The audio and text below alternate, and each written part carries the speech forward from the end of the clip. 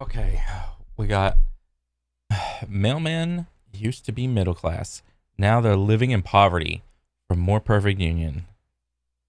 Jeez. Hey, it's Badmouth Morris from Branch 226 at a Glencrest, Fort Worth. I'm new to the post office, but I ain't new to unions. I mean, we're all getting fucked in this contract. True. You're thinking, good God, man, where's this contract? And then when it came out and see how little we got, it lit a fuse.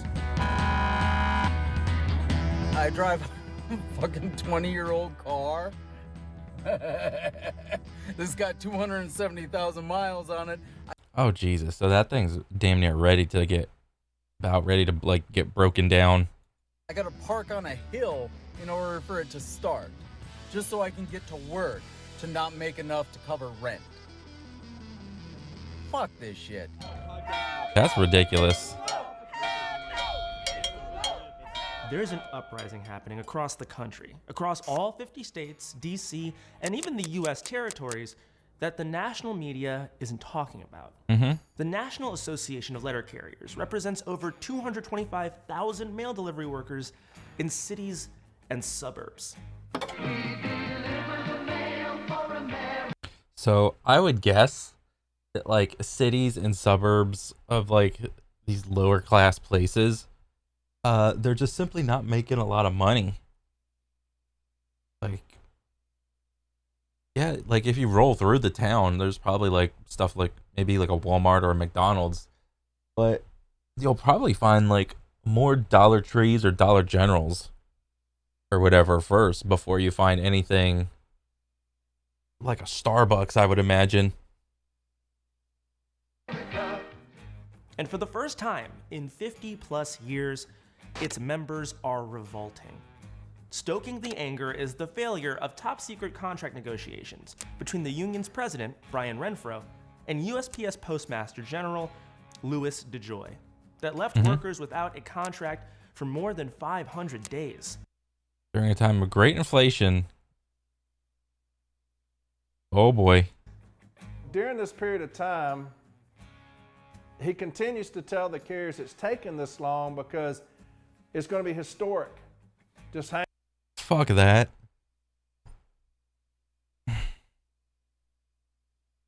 on. It's historic. That's been going on for... Just hang on. It's historic. No. Shut up. Don't believe anything these people tell you. At all. Elon Musk can build a rocket quicker than it takes the government to come up with some new laws for him to make the rocket. Don't give me this. It's a historic bullshit. All you're doing is simply reading some papers and signing some papers. That's it. 7-8 months. You know, it's coming out soon, and that was kind of the running joke. People got kids going off to college, or now they're trying to buy a house, or they got a kid on the way. My bills just kept adding up because interest rates keep And I going could up. tell like what kind of city this is just by like how the houses look and the amount of space that's available for each house, the age of the houses. They're probably all like really old houses.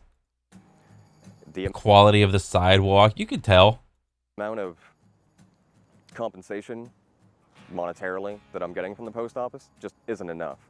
So I was doing my best to wait Yep, inflation's going up and it's not as fast as your paycheck. this contract out because it was going to be great. You're thinking, man, if we can get up to like, 2.5%, 3%, 4% per year for 3 years, pretty good little contract. Yeah, that's pretty good. It's not the best. Anything over like 4 or 5% is probably better. But this 2 and 3 stuff is not like, it's more or less like average. I installed a shower here. Well, what happened was that one of my letter carriers, he was going through a bad situation, financial situation. He became homeless. And he came here, he said, I don't have a place to stay, I can't shower, this and that. The membership approved it, so I built a shower. Just for they could at least 5 minutes that they could come in, shower, give them some time, a breather. And this is what these people don't see. They don't see the day to day when someone's life, like someone that's just like barely struggling. This is the paycheck to paycheck lifestyle of like a working class person. This is what they don't want to see. They purposely look the other way. Oh, you're employed. Oh, you're this. Oh, you're that. Employment is on a historic low. Blah blah blah. Yes, everybody's employed, and they're making dog shit money. They can barely live on anything. Oh, if you don't like your job, just go get a different job. Okay. Contract that Renfro finally took to members included a mere 1.3% raise for a job that starts out at $19 an hour for the first 2 years, in a recently created and mandatory position called a city carrier assistant. Those workers will make 20 cents more an hour. The highest earning workers get a mere 43-cent bump. The failure to deliver has already had a devastating impact on individual carriers, from Matthew in Cincinnati to those living and working in Brooklyn. So we got this tentative agreement. Well, is this like a Brooklyn specific thing? Or is this like an average across the United States type of thing? And it wasn't what I needed. So, bankruptcy. We're all looking for something that was a win, because all of this looks like concessions. Why did this get worse? Why is this protection removed? Why is this position still here? Why this low percentage? Why? What are we getting for giving up these things? Nothing. 1.3%? Wow, 1.3%. But also, like, what was the current hourly rate? Because if it was like anywhere near like that $19 an hour thing that I heard, I don't know exactly. I mean, me personally, I don't know what the city, like what the standard of living is in the city. I would say that, like, if the standard of living is like way too high for like, if like 19 isn't enough, like 19 an hour isn't enough, and it's causing these people to just, you know, live paycheck to paycheck or whatever because of like the house payment, the rent, the gas, the groceries, the utilities, or whatever, like garbage, electric, water. If all of these things are just simply like exceeding at a rate that's greater than like their money income, I mean, bro, that's enough to put like a shitload of stress on someone. And especially if like you're just like a single person, you know, look at what do you call it? Look at how many people are getting divorced. More and more people are just choosing to simply live alone. To so many carriers, that pittance of a raise is the embodiment of a much larger set of problems that have degraded a job that once guaranteed a solid middle-class life. That is the deeper undercurrent fueling this backlash. Over the past 30 years, the wages, the treatment, and the quality of life have gone from this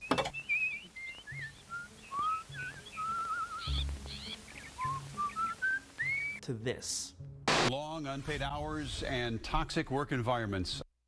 Long unpaid hours. This is no, like, no one is working for a long amounts of time and not getting paid. They're getting paid. I think the point of contention is how much they're getting paid. Are they getting paid overtime, time and a half, whatever the contract stipulates for their like agreement? Are crushing employees at the Bemidji post office, that according to a longtime carrier who quit just last week. Corey Walton, a letter carrier in Nashville, runs a podcast called From A to Arbitration, which has become a hub for angry, activist-minded letter carriers. When I first started the Postal Service and you told somebody that you worked for the Postal Service, you're rich. Your Really? benefits, you know, your pay, your retirement, and everybody has passed us by. I thought like the postman type of job was just like a middle of the road type of job type of deal. Like, you're not rich, but like you're not poor either. it's like kind of falls in line of like a police officer, firefighter, nurse, postman. What else? Some sort of like public servant type of job. Garbage man, construction worker. Like the key foundational like pieces that keep a neighborhood, city like running. You get to be part of the neighborhood. Electrician, you get to be plumber. part of the community. Someone's quinceanera is going on, and like the family hands me a plate of tacos and offers me a beer. You know what I mean? Like, I didn't drink the beer because I'm working, but I did take the tacos. It's a great job. It just doesn't pay what it should, and we deal with harassment and bullying from an organization that treats us as worse than disposable.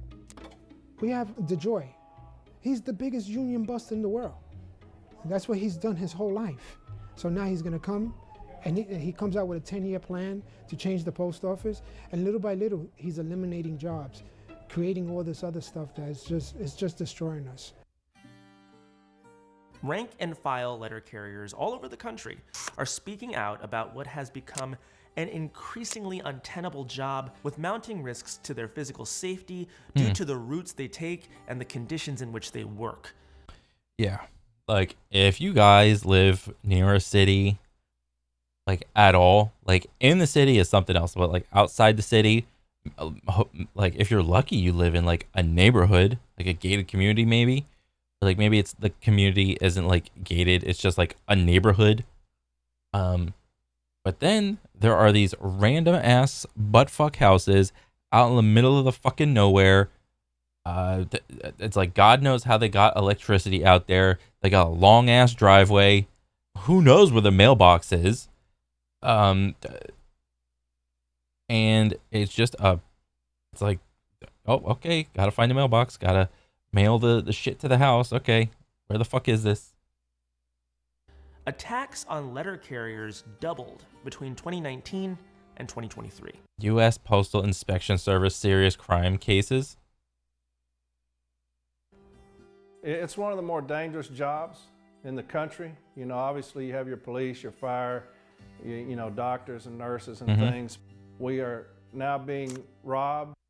You know what it sounds like? It just sounds like the world is just more, like, dangerous. Like that can't be true, because you compare it to itself. Because, like, what was itself, like, hundreds of years ago? Well, it was the fucking Wild West. Everybody had a gun then, but admittedly, there's a lot more guns now. I mean, that is a thing. There's so much more guns, but, like, nobody's wielding them on their hip anymore, like a fucking samurai walking through the town and shit. So it's like, yeah, it's still dangerous, but not as dangerous, because everybody that has a gun, it's now concealed. So you can't immediately see the danger. It's like an indirect kind of deal. But it's not just guns. It's animals. It's random pets.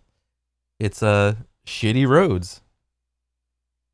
And murdered on the street for people wanting our arrow keys to get into boxes. Oh yeah.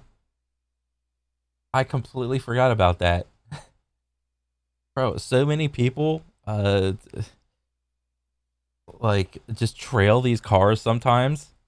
These little like UPS trucks and whatnot. USPS, UPS, Amazon, whatever. And apparently I just learned recently that there's like a new hack that people can use to like track specific packages for like phones and stuff. Like, people get phones mailed to them, and these people are tracking the phones on the truck. They will tail the truck, wait for the truck to drop it off, the phone off. Truck drives away. These guys just walk up, take the box, and then they're out. I've seen a woman get shot 7 times. Jesus. That was pretty jarring. I've seen a little kid get mauled by a dog on one of my routes before. Extreme heat has also been wreaking havoc on letter carriers who are tracked by management I mean, admittedly, these are like outlier situations that he's using. Like, was the little kid a mailman? No. This is just something that he saw. I mean, and if he saw the little kid get mauled by a dog or something, what's to say that he could not have also gotten mauled if he just like hopped a gate or opened the gate to get into the get to the door or whatever. I don't know what the protocols are for each like mail place. You have to drop the package off at the door and then take a picture versus like just drop the package off outside the gate where anybody could get it and avoid the dog inside the gate. I don't know. It's a fucking weird ass situation, but I mean, regardless. I mean, but what do you want? Like all your mailmen to be walking around with bulletproof vests now? That's kind of far fetched, you know? Like, come on. Minute by minute through data on their package scanners. We have no air conditioning in these vehicles. Yeah, that's stupid. Yeah. And at least there's a good chunk of the U.S. that it gets pretty hot during the summer. Okay? This is just a fact of the matter. You cannot argue this. It's fucking, when I say it's hot, it's fucking hot.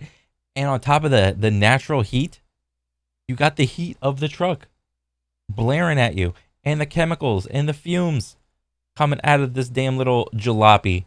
You know, this right-handed driving jalopy, because you know all these trucks, they're all like right-handed driver, like centric. It's 130 degrees in those vehicles. Management started sending on these scanners, no break. Why? Like everybody's like all praising like truck drivers, you know, these long distance 18-wheelers of like being automatic. Where's all this automation for like this, the postman, like the postal service truck? This thing looks like it's still like built for like, I don't know, like the 1970s, 80s, like with how, like what a piece of shit this thing looks like. Can we get like a modern update for the postal truck, this little thing? Like, what are we doing? No additional brakes. Keep it moving, beat the heat. That's exactly the message that 66-year-old Eugene Gates received in the summer of 2023. The widow of a U.S. Postal Service letter carrier who died on his route Tuesday this week believes the job he loved is what caused his death. Here's a guy And it was probably from the chemicals and the fumes he was huffing the entire time. who's never been disciplined. He's fixing to retire. And they bring him in there and they say, hey, you're getting this letter of warning for these stationary events. So what in his mind, what is he thinking? I'm fixing to spend the rest of my life with my wife doing whatever we wanted to do. And instead of me taking breaks as needed. And that's another thing these people can't think to like realize. They can't even possibly fathom like what it's like to like be in another person's shoes. Much the same way, it's hard for me to like just imagine what it's like to be able to create any business and just build something.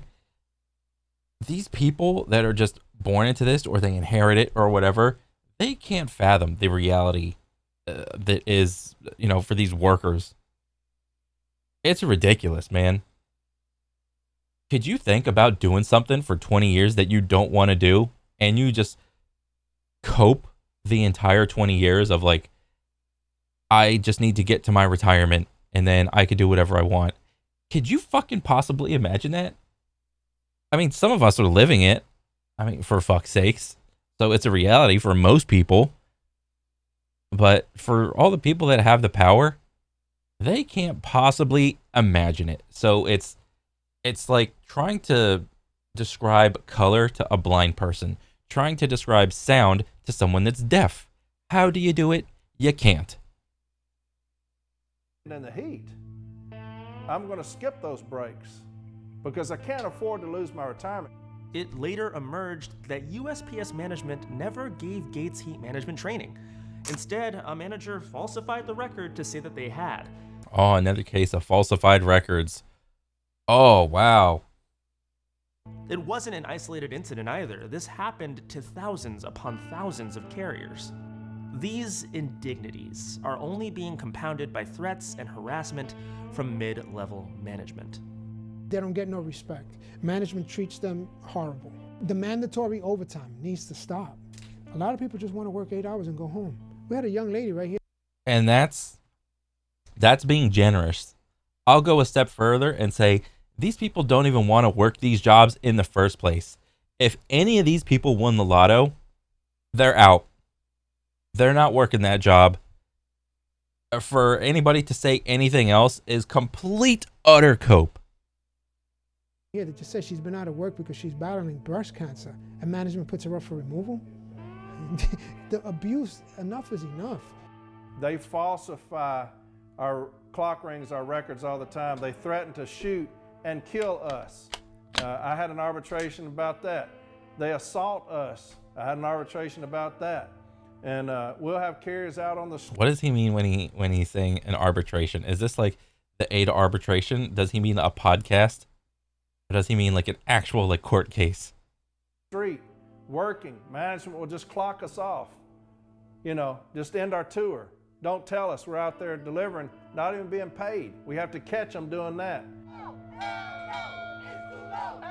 The union is constantly filing grievances and going to arbitration with management over violations of workers' rights. Good. Their anger over this tentative agreement has led to a grassroots vote no movement by membership at all levels, from union branch presidents like John Cruz in Brooklyn to CCAs like Jonathan Morris in Fort Worth. People are pissed. And most of them, they've either blown out their voice from hollering on their own and not having anyone hear them, or they're just waiting for someone else to say it first so they can be like, yeah. The frustration is largely with Union President Renfro. Members believe that his personal issues compromised the contract negotiations. Early on during talks, Renfro all but disappeared for more than a month, offering no updates and setting a tone for what was to come. I'm Brian Renfro, president of the National Association of Letter Carriers.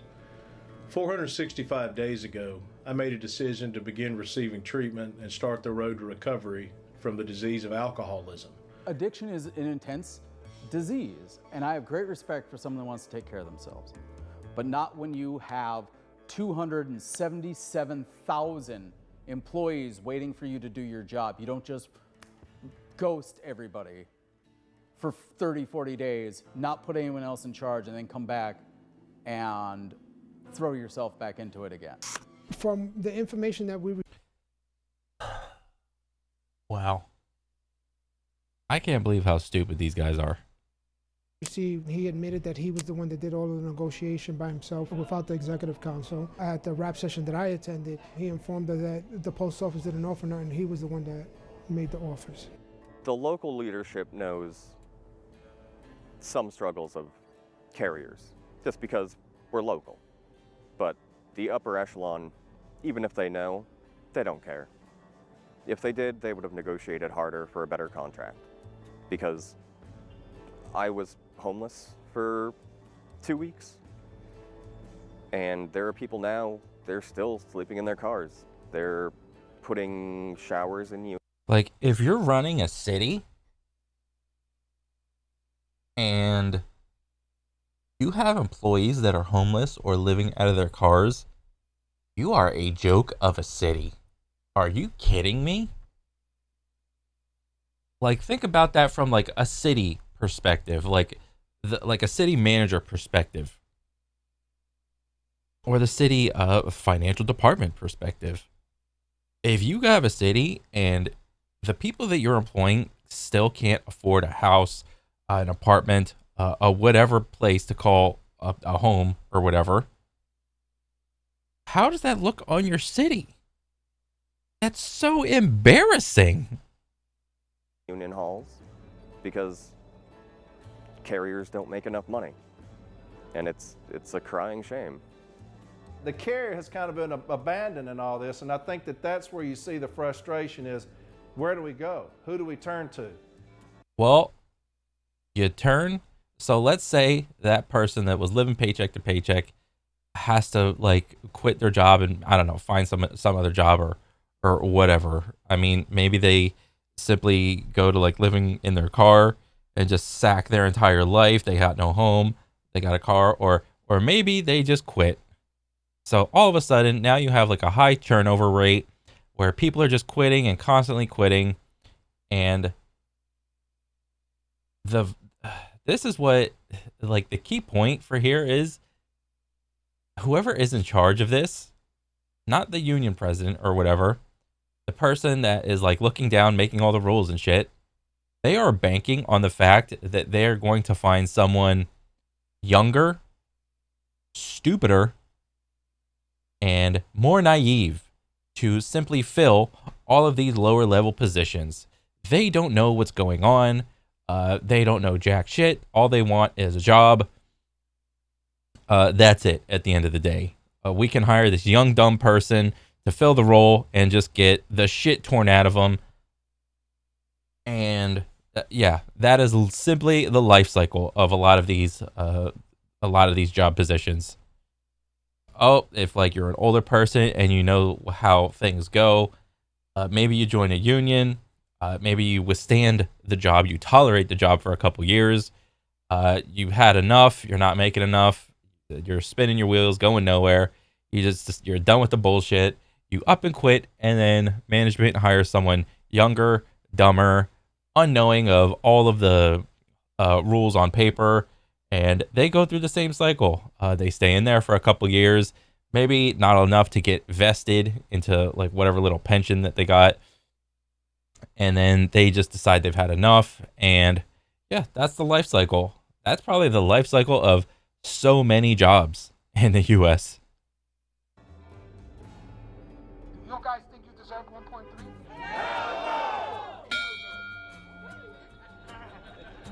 So far, they've been turning to one another with rallies in cities all across the country to convince their fellow letter carriers to vote down the contract. U.S. postal workers from across Southwest Florida are rallying together today with the... But also, if 1.3 is on the low side, workers will always, without hesitation, advocate for the bigger number. It's always...